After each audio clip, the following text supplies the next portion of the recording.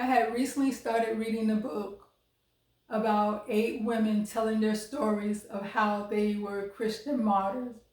The first story was about this woman, and she was telling her story how she got caught by the jihad and how they started killing the people in her village. They was running for their lives. They was hiding in the woods. She witnessed her son get killed and her parents and her in-laws get killed. And as they was killing them, they're screaming, Allah Akbar. And when they finally captured her, every time they would beat her, they would start yelling, Allah, Allah Akbar. And so as I'm reading her story, it's like it is painful for me to read. It's like I'm crying. I had to put the book down. Now here we are.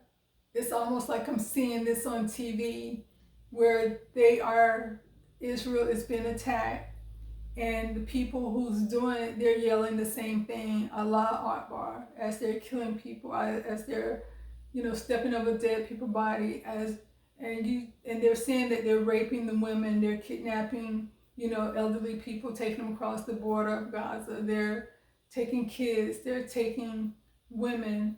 And it was this one woman that I seen. She's probably like a teenager, but she's young. She might be early 20s, but you could tell that she's young. And the first videos I seen of her, they blurred out her face, but you can see her body. And she had no shoes on. She had blood on her body, on the back of her pants. It's just full of blood. And they're taking her out the back of the truck, and the guy is putting her in the back seat with other, I think they're Palestinian soldiers or whoever these monsters are that attack these innocent people. And so another video I seen is the same situation, except this time they didn't blur her face out. As I'm looking at her face, her eyes are just dead. There's no life in her eyes whatsoever, to the fact that there's not even fear on her face. There's just she's just totally dead inside. Everything in her just basically shut down. And they're taking her, like I said, it was taking her out of the truck, putting her in the back of the truck. So these are innocent people that are dying for stuff they have no control over. It would have been one thing if they attacked the military or attacked the government, but they're attacking people that's out at a festival, innocent people, innocent children, and they're justifying that by saying the Israel is taking over their land. But that do not justify killing innocent people on either side, because as Christians, I can only understand what I'm taught by God, and that is to try to love everybody. It's hard to try to love everybody, but we're commanded by God to love everybody, to spread love, to show respect, to treat people how we want to be treated.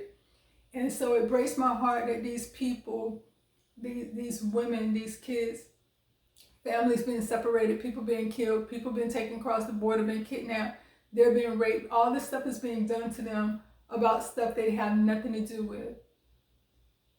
And I also feel for the people on the other side of the border, because there are kids over there, innocent kids, innocent people that has nothing to do with the government or whoever is running their states, the terrorists.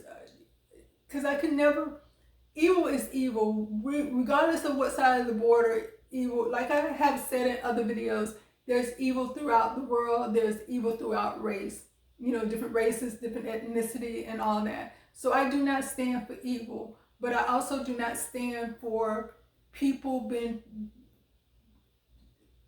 just being killed for absolutely no reason, just because they're breathing and people hate them and want to kill them. That is never right to do, regardless of who's doing the killing. That's never right to do. It's evil and good.